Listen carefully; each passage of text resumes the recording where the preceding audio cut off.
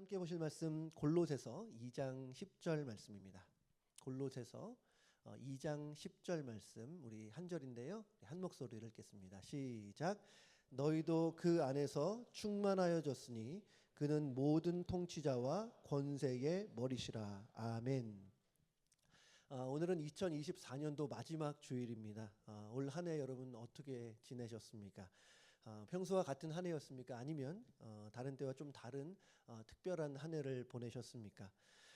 한 해를 마무리하는 요즘에 무엇보다 우리가 하나님의 은혜를 세어보는 것 참 중요하다. 우리가 은혜를 은혜로 알고 하나님께 감사를 올려드리는 시간 가지면 좋겠고요. 또 오늘은 평소와 다르게 우리 교회 표어와 함께 올 한 해 주일 강단에서 나눴던 말씀들을 함께 생각하면서 은혜를 기억하는 시간 되기를 바랍니다. 지난 1년간 우리 교회가 가진 그 표어가 있었죠. 뭐였습니까? 네, 맞습니다. 예수로 충만한 교회. 올 한 해 우리 교회가 예수로 충만한 교회 되기를 바라는 마음으로 이렇게 달려왔었는데요. 이 표어는 올해로 마무리되지만 우리 교회가 앞으로도 예수로 충만한 교회 되기를 바랍니다. 그리고 우리가 예수로 충만한 교회 되기 위해서는 먼저 교회를 구성하는 우리 성도님들 각자가 먼저 예수로 충만해야 합니다.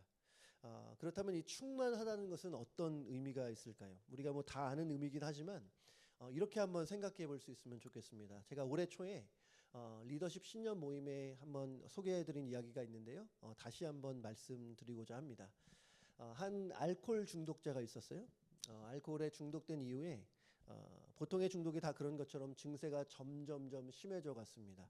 그래서 결국에는 병원에서 입원해서 집중적인 치료를 받아야 될 지경에 이르게 돼요. 그렇게 병원에 몇 달을 고생을 하고 있는데 그래도 감사한 것은 시간이 지나면서 이분의 증세가 많이 호전되었다는 것입니다. 그래서 이제 병원에서 퇴원을 하는데 이분이 병원에서 나오면서 마음속으로 다짐을 해요. 내가 이제 다시는 입에 술을 대지 않으리라. 내가 다시 술을 마시면 사람이 아니라 멍멍이다. 뭐 이런 식으로 굳은 결심을 하고 이제 병원 문을 나서게 됩니다. 이제 집으로 가는 길이었어요. 근데 눈에 자꾸 보이는 게 술집이에요. 길을 가면서도 자기도 모르게 술집 간판에 시선이 갔습니다. 그렇게 술집을 지나가는데 이제는 술 냄새까지 나니까 참기가 너무 어려워졌어요. 속에서 막 갈등이 일어났습니다. 딱 한 잔만 할까? 한 잔 한다고 무슨 문제가 있겠어? 라는 생각이 들기도 했지만 또 다른 마음 한켠에는 절대 안 된다고. 이것 때문에 내가 얼마나 고생했는지 아냐고. 이런 생각이 들기도 했습니다. 속에서 계속해서 갈등이 일어난 거예요. 어떻게 해야 되지? 한 잔만 할까? 아니면 하지 말까? 이 사람이 여러분 어떻게 행동했는지 아세요? 당시 이분이 어떤 사회에 있는지 모르겠지만 이분 주변에 우유를 무한 리필해주는 그런 그 가게가 있었다고 합니다. 이 사람이 갈등을 하던 때에 그 가게를 보자마자 거기로 들어갔어요. 그리고 그 가게에 있는 우유를 집어 들고 벌컥벌컥 마시기 시작합니다. 얼마나 많이 마셨냐면 우유가 거의 목 끝에 차오를 정도로 많이 마셨어요. 그는 생각하기를 내 온 몸을 우유로 가득 채우자라는 심정으로 마실 수 있을 만큼 최대한 많이 마셨습니다. 더 이상 들어갈 데가 없을 정도로. 그리고 나서 가게를 나오는데요. 어땠을까요? 그 후에 이분이 유혹에 넘어갔을까요? 그러지 않았을까요? 아마 여러분들이 예상하시는 것처럼 그러지 않았습니다. 이 온 몸이 우유로 꽉 차 있으니까 술이 더 이상 유혹이 안 되는 거예요. 만약에 이 시점에 누군가가 술 한잔 하러 가자고 이렇게 말했어도 따라가지 않았을 겁니다. 왜냐하면 더 이상 내 몸에 술이 들어갈 공간이 없었기 때문이에요. 여러분 이 이야기는 우리에게 이 충만이라는 것이 무엇인지를 보여줍니다. 예수로 충만하다는 것은 우리의 영이 예수로 가득가득 채워져 있는 것을 말해요. 예수의 영과 예수의 말씀과 예수의 마음이 내 안에 가득가득 채워져서 다른 것은 들어갈 수 없는 상태. 그것이 예수로 충만한 것입니다. 우리의 몸이 우유로 가득 차면 술이 더 이상 유혹이 아닌 것처럼 내 영혼이 예수로 채워지고 예수로 충만하면 세상의 유혹과 시험이 아무리 내게 올려온다 하더라도 그것이 내게 시험과 유혹이 되지 않아요.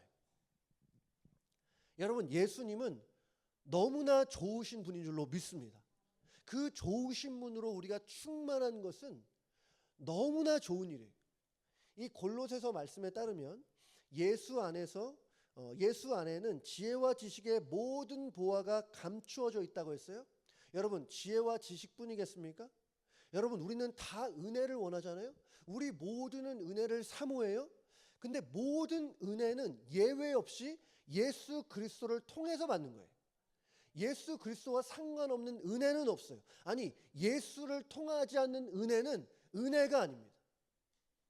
모든 은혜와 평강이, 우리 하나님의 자녀들이 누리고 있는 영원한 생명이 여러분 오직 예수님으로 통해 말미암는 줄로 믿습니다. 그럼 우리가 할 일은 무엇인가? 예수님을 구하는 것이죠. 예수로 나를 충만하게 해달라고. 우리가 세상에 살고 있지만 세상의 가치관과 세상의 생각으로 나를 채우는 것이 아니라 예수로 나를 충만하게 해달라는 거예요. 여러분, 세상에 있는 모든 것은 성경에 따르면 육신의 정욕과 안목의 정욕과 이생의 자랑이라고 했어요. 이 세상은 이 육신의 정욕과 안목의 정욕과 이생의 자랑을 쫓아서 살아왔었고, 그것이 사실은 비극의 시작이었습니다. 이 에덴 동산에서 한 번은 뱀이 하와에게 접근을 하죠. 여러 단계에 걸쳐서 하와를 유혹하는데 결국에 이 하와는 그 유혹에 넘어가서 선악을 알게 하는 나무를 주목해요. 성경은 그 장면을 어떻게 말하냐면 선악과가 이 하와의 눈에 먹음직도 하고 보암직도 하고 지혜롭게 할 만큼 탐스러웠다고 말해요. 여러분, 정확히 똑같습니다. 먹음직도 하고 육신의 정욕이에요. 보암직도 하고 안목의 정욕입니다. 지혜롭게 할 만큼 탐스러웠다는 것은 이생의 자랑이에요. 여기에 넘어가서 고통이 시작되고 비극이 시작된 것입니다. 여러분, 이렇게 육신의 정욕과 안목의 정욕과 이생의 자랑이 비극의 시작인데도 불구하고 사람들은 지금도 그것을 추구하고 있고 그것을 얻어내는 것을 행복이라고 생각해요. 지난 한 해 동안 크게 세 가지 주제로 제가 말씀을 전했습니다. 그 중에 하나가 이 팔복에 대한 말씀이었는데요. 팔복을 제가 어떻게 정의했었냐면 산 위에서 펼쳐지는 예수님의 행복론이라고 말했습니다. 제 원어로 보면 모모한 자는 복이 있나니라고 번역할 수 있지만 동시에 그 원어는 모모하는 자는 행복하나니라고 번역할 수 있다고 말씀드렸어요. 그 어느 시대나 그 어느 사회를 막론하고 이 땅에 사는 모든 사람들은 행복을 추구해 왔습니다. 예외가 없어요. 모든 사람이 행복하기를 원해요. 그리고 그 행복하기 위해서 열심히 일하고 열심히 살아갑니다. 그러니까 우리가 하는 모든 행동의 중심에는 행복을 향한 열망이 있다고 해도 과언이 아니에요. 그러나 그렇게 모든 사람들이 행복을 추구함에도 모두가 행복을 얻는 것은 아닙니다. 오히려 행복하지 않다고 느끼는 사람이 더 많을지 모르겠어요. 사실 팔복에 따르면 예수님은 세상에서 추구하는 행복의 길을 제시하는 것이 아닙니다. 예수님은 행복에 대한 개념 자체를 재정의해요. 행복은 이러한 것이다. 행복은 이렇게 얻을 수 있다. 행복을 리디파인하고 있어요. 보통 세상에서는 행복을 어떻게 이해합니까? 어떻게 해야 행복할 수 있다고 말합니까? 물론 사람마다 생각은 다 다를 수 있죠. 하지만 대체적으로 비슷한 게 있어요. 먼저 경제적으로 여유가 있어야 되고, 또 자녀가 잘 돼야 되고, 건강해야 되고, 학식이 있고, 외모가 출중해야 되고, 또 사회적인 지위가 있으면 행복할 가능성이 더 높다고 말해요. 제가 전에 이 부분을 좀 투박하게 정리를 이렇게 했었습니다. 가진 것이 많고 또 더 높아져야, 남보다 더 잘 돼야 행복해 한다. 하지만 이것의 문제는 그러한 세상의 조건을 다 갖추지 못할 때는 말할 것도 없고, 이러한 조건을 다 갖춘다 하여도 그렇게 얻은 행복은 성경에 따르면 마치 아침 안개처럼 쉬 사라져 버린다는 거예요. 그것들로만은 우리의 마음을 채울 수 없어요. 왜? 하나님이 그렇게 우리를 만드셨기 때문에. 오히려 그런 것들만 추구할 때에 우리의 마음은 공허해질 수밖에 없어요. 여러분, 예수님은 세상의 잘못된 행복론에 반기를 드신 겁니다. 진정한 행복은 그런 것들로만 얻을 수 없다고 간접적으로 말씀하고 계신 거예요.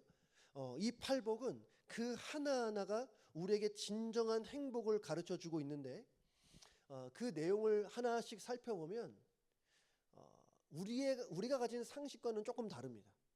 아니, 상식적이지 않을 뿐더러 가히 역설적이라고 할 수 있어요. 패러독스예요.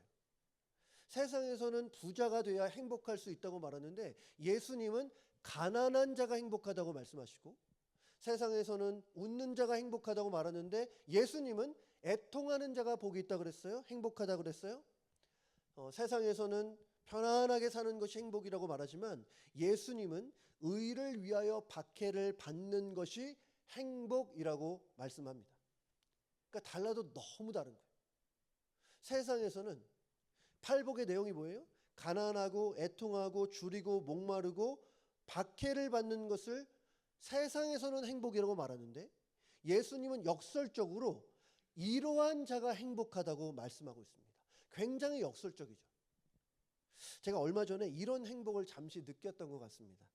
세상에서는 받는 것이 복되다고 말하는데 예수님은 주는 것이 복되다.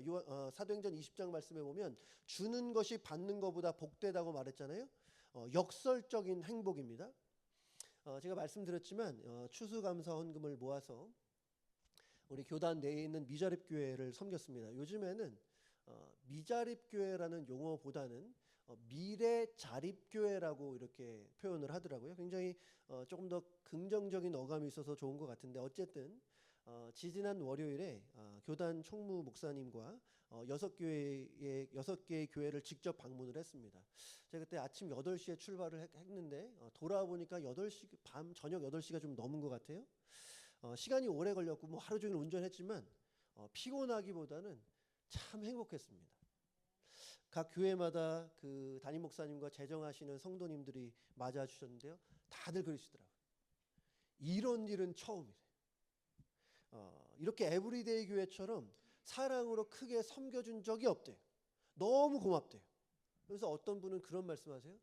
우리가 지금은 이렇게 도움을 받는 교회지만 앞으로는 에브리데이 교회처럼 도움을 주는 교회가 되고 싶다고. 제가 그 아멘이라고 그랬어요.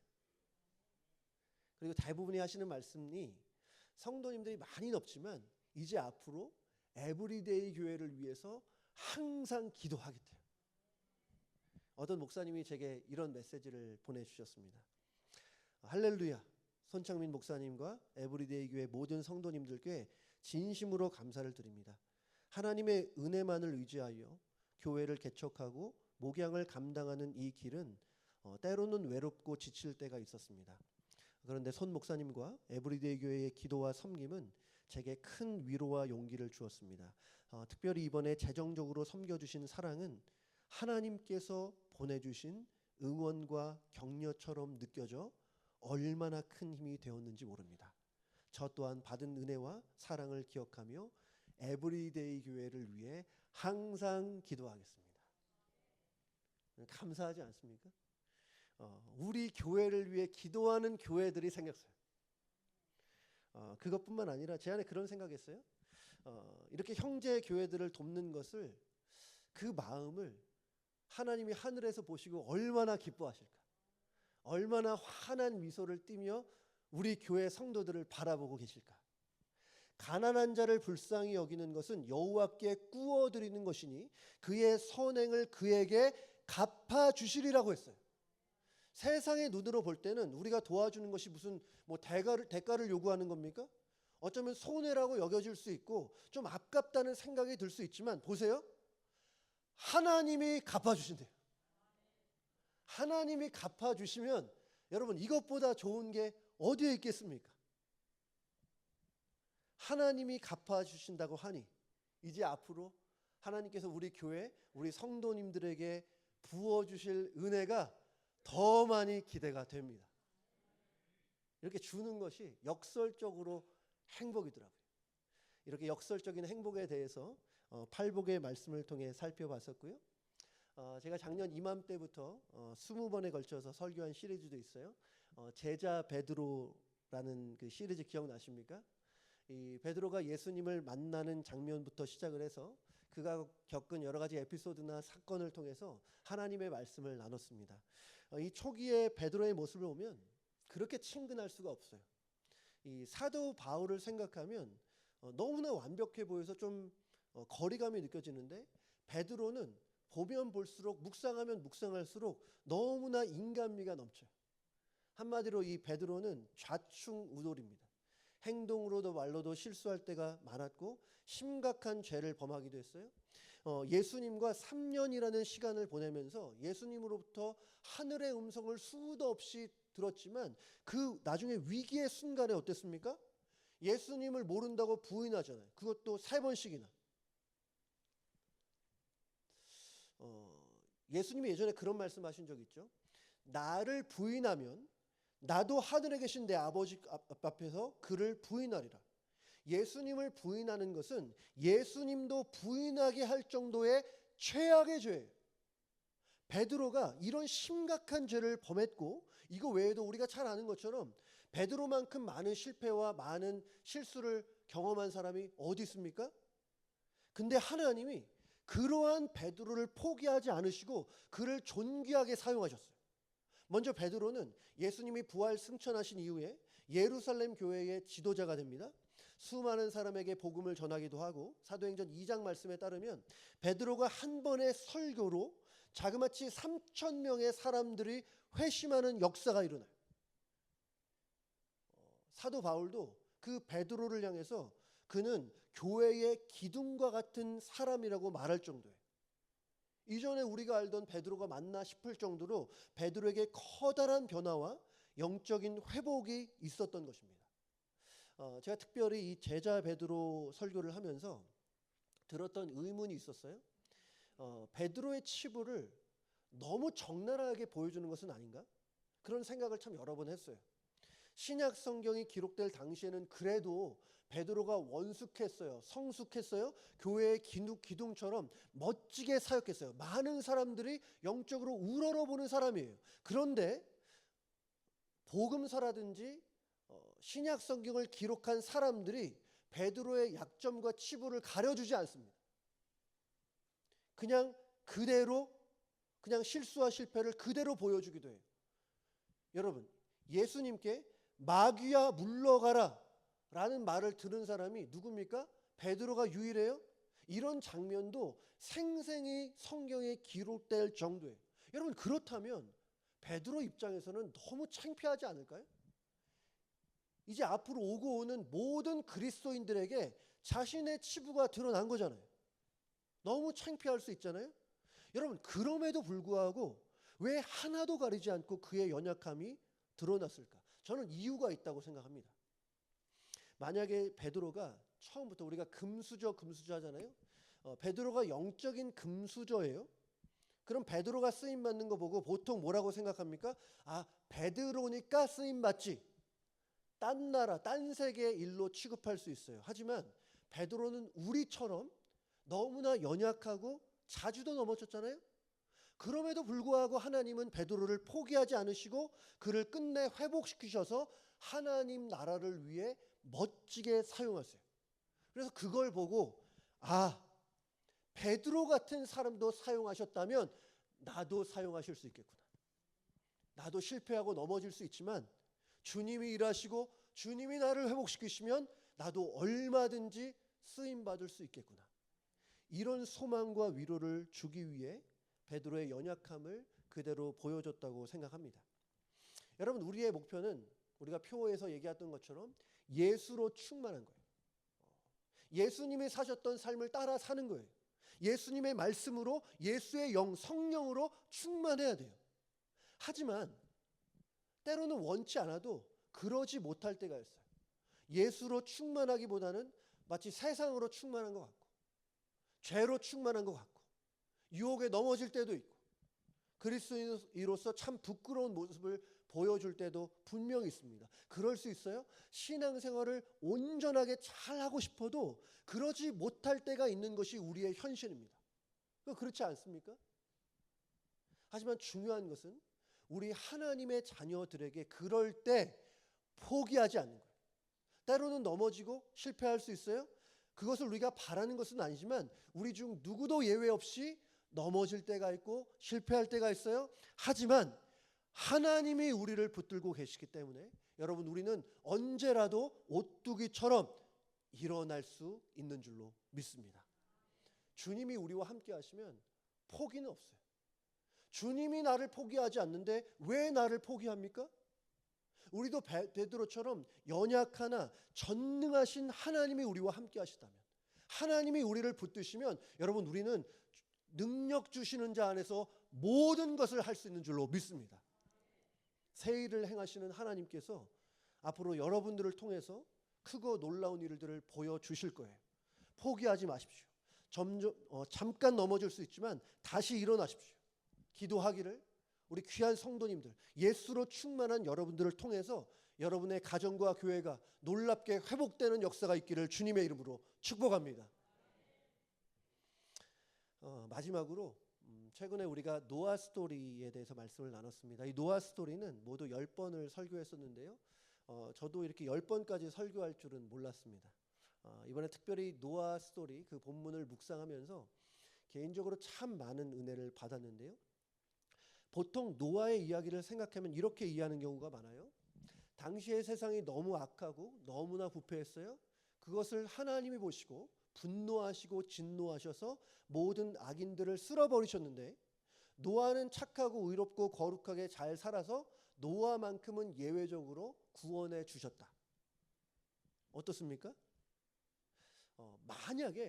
정말 만약에 노아 스토리가 이것을 말하고 있다면 우리가 이 스토리를 통해서 배울 것은 뭐예요? 우리도 노아처럼 착하게 살고 의롭게 살고 거룩하게 살아서 구원을 얻어내자는 거예요.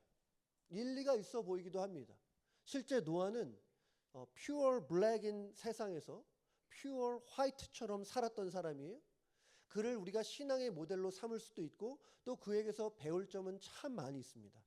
하지만 이 노아 스토리가 말하는 것은 노아가 아주 훌륭하고 의로워서 자격을 갖춰서 구원을 받았다가 아니에요.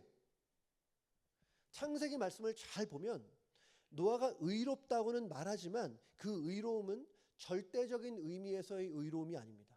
노아의 모습을 보면 물론 순종할 수 없는 상황에서 순종했어요. 많은 신학자들이 예상하는 것처럼 그 노아 시대에 홍수 있기 전에는 하늘에서 비를 본 적이 없는 상황에서 바다 주변도 아니에요. 산 위에다가 그렇게 커다란 방주를 짓는 것은 보통 일이 아닙니다. 순종할 수 없는 상황에서 순종한 거예요. 하지만 이 홍수가 끝난 이후에 이 노아의 모습을 보면 참 실망스럽습니다. 홍수 이후에 노아가 번제를 드렸다고 하는데 그 이후에 노아에 대해서 유일하게 기록된 내용이 뭐냐? 간단하게 말해서 술 마시고 실수한 거예요. 당신은 수치 문화예요. 한 가정의 가장이 아버지가 발가벗고 집안에서 누워 있는 것은 아주 치욕스러운 일입니다. 그리고 치욕스러운 일일 뿐만 아니라 노아의 실수가 빌미가 돼서 노아의 자녀가 저주를 받는 일이 있잖아요. 그 시작은 뭐였어요? 노아가 술 먹고 취해서 그런 거예요. 그런 면에서 노아가 의로운 것은 맞지만 그것은 어디까지나 상대적인 의로움이었어요. 스스로 구원을 얻을 만한 그런 절대적인 의로움은 아니었습니다. 그래서 이 노아 스토리가 강조하는 것은 구원받을 만한 노아가 아니라 크신 은혜로 구원을 행하신 하나님께 있어요. 또 하나만 더 말씀드리면 우리는 보통 생각하기로 하나님께서 홍수로 세상의 모든 악을 쓸어버리고 이제는 악이 없는 아주 깨끗하고 정결한 사람만 남겨놔서 이 세상을 거룩하게 만드셨을 거라고 생각합니다. 그렇습니까? 홍수 이후에 세상이 거룩해졌습니까? 노아가 홍수의 번제를 드렸는데요. 하나님이 그 제사를 받으시고 굉장히 의외의 말씀을 하세요. 창세기 8장 21절에 보면 여호와께서 그 향기를 받으시고 그 중심에 이르시되 내가 다시는 사람으로 말미암아 땅을 저주하지 아니하리니 이는 사람의 마음이 계획하는 바가 어려서부터 악함이라. 잘 보세요.